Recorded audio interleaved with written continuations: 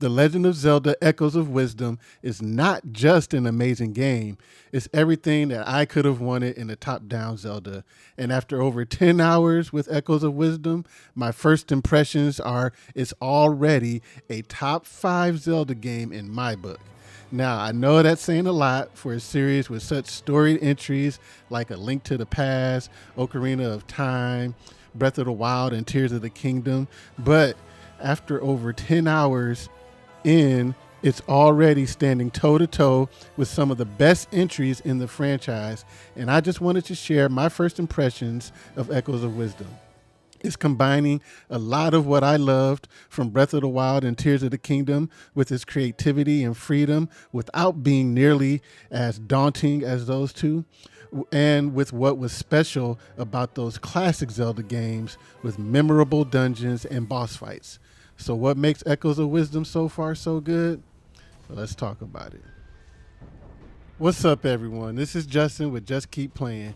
Please join me today as we talk about my first impressions of The Legend of Zelda Echoes of Wisdom after over 10 hours with the game.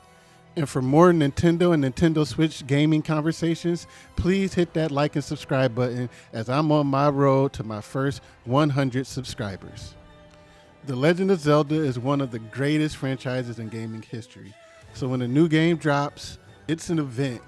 We just got Tears of the Kingdom last year, so to get another brand new Zelda so soon after is such a special surprise. And to get one that actually stars Zelda, where we finally get to play as her, is a wonderful way to cap off this era of Zelda on the Switch. I spent around 10 or so hours with Echoes of Wisdom so far, and this is what I think already makes it another fantastic entry in perhaps Nintendo's greatest series. So we gotta start with the Echoes. I absolutely love the Echo system. I think that it's just a fantastic gameplay mechanic and just so much fun to use. The thing that had me so excited for Echoes of Wisdom is the fact that Zelda wasn't just a palette swap version of Link, and that they were giving her her own style and flavor for her starring adventure. And the Echo system is the perfect realization of that. Summoning echoes to do your bidding and destroy other monsters is just such a blast. And it's also just really cool to fight alongside your echoes or come up with the perfect tag team for your echoes. Using your echoes in battle is just like it's like an action-packed cross between Pokemon and Pikmin. I love it. Using your echoes to solve puzzles is super satisfying, and the combination of using them and the bind technique has you feeling like a genius when some crazy plan you came up with ended up working out. That's a major area where the Tears of the Kingdom and Breath of the Wild freedom of expression and creativity is used brilliantly. I've had a blast running around Hyrule, using my echoes to take out other monsters and solve puzzles. And what's also awesome is that at least within these first 10 hours or so, it feels like you're constantly finding new monsters to make echoes of or new items to make echoes of and to use to add to your arsenal. And there's this constant feeling that your next favorite echo is right around the corner. What's been your favorite echo to use so far? Me personally, I've had love using the little fire blob guy and just setting all the grass on fire and whatever monsters it should happen to catch in its path. So echoes are awesome, but the sword fighter form is pretty cool too, and it's there for people that need to get their Link fix in. It's a really cool mode, but I do appreciate the fact that it's limited and just can't be used constantly without it running out. I really wanted this to be a Zelda game and not just a Zelda plays like Link game. So to me, the Echo system is a strong enough system that the sword fighter form doesn't take anything away from it, and it's actually pretty cool and fun to fight along with your summoned echoes as you take on monsters. It's also pretty cool that you can level up the sword fighter form so that you can stay in it for a little bit longer, and that you can strengthen the sword. So the sword fighter form is cool, but outside of echoes, the next star of the show for me has been the dungeons. The dungeons are back, baby. For everyone that's been saying they want that old school classic Zelda back, well, here it is. This is your time. This is your moment. These are the dungeons that you've been asking for.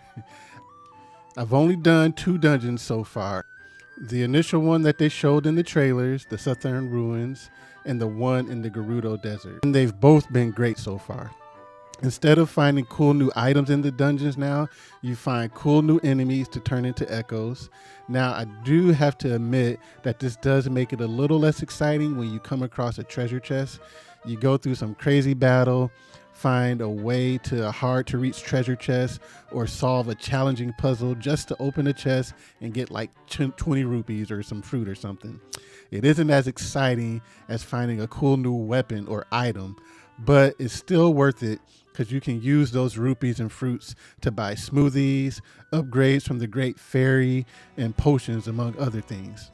Making your way through the dungeons and solving its puzzles has been a ton of fun, but the real star of the show for the dungeons to me have been the boss battles. The boss battles in Echoes of Wisdom are incredibly fun. I love using the echoes in these battles, and figuring out the right combination of echoes to take them down is just so rewarding, and fighting the bosses with them in sword fighter form has been really cool. Going into the game, I was really curious how boss battles would feel and how they would turn out, and I can safely say that they've been awesome so far. I'm so excited to see what the rest of these boss battles look like. So the dungeons have been great so far, and I can't wait to see what the rest of them are like. But after I would finish one dungeon, it would take me like an hour or 2 to finally make my way to the next dungeon, because I had to keep exploring and see what was around the next corner. And my exploration would be rewarded with a rift to enter and close up here, some monsters to take out so I can get a heart piece or chest there, and side quests to help out the people of Hyrule, including one that led me to an optional boss fight. And I mean, come on, the grass isn't going to cut itself. Zelda moves at a decent pace, but I'm definitely looking forward to finally getting my first horse and being able to get around even faster. And thankfully, there are also warp points all throughout the area that makes it easy to travel back and forth between the different areas. And visiting all of the different towns and areas really does an excellent job of making you feel the pain of the characters and all that the rifts have done to them. People have lost friends, family, children, spouses to these rifts in the still world. And when you're in the still world, seeing them frozen in the air like that, and knowing that if they're in there for too long, that they'll start to fade away, gives the still world an air of importance and weight to it that really makes you want to help out these people. And only Zelda and her companion Tri can do it. Now, everything's not perfect in Hyrule. Unfortunately, there are some frame rate issues in Echoes of Wisdom. It would have been cool if they could have locked it in and had like that stable 30 frames per second. But for me, it wasn't enough to detract from the gaming experience. Once I got just sucked into the gameplay, the frame rate didn't really bother me at all. But it may be more of an issue for some than it was for me. And then there's the user interface for how you select the echoes. Having to constantly scroll through all of these echoes that you get can feel a tad bit cumbersome. It would have been really cool if you could have like mapped a couple of your favorite echoes to a button or whatnot, but none of these were able to detract from what has been an amazing game so far. While I'm only 10-ish hours into Echoes of Wisdom, I'm absolutely loving my time with the game. But will it be able to maintain its top 5 status in my eyes? Well, that remains to be seen as I explore more of the world, discover more echoes, conquer more dungeons, and defeat more bosses. But I'm excited to see it try. And I will give my complete and updated thoughts on The Legend of Zelda Echoes of Wisdom with a review once I finish the game. But what are your thoughts? Please leave a comment below and let me know how you're enjoying The Legend of Zelda Echoes of Wisdom. Thank you so much for watching, and if you liked this video, please hit that like button and subscribe. And stay tuned for more conversations on Nintendo and the Nintendo Switch. And until the next time, I'll see you later. Have a good one. Peace.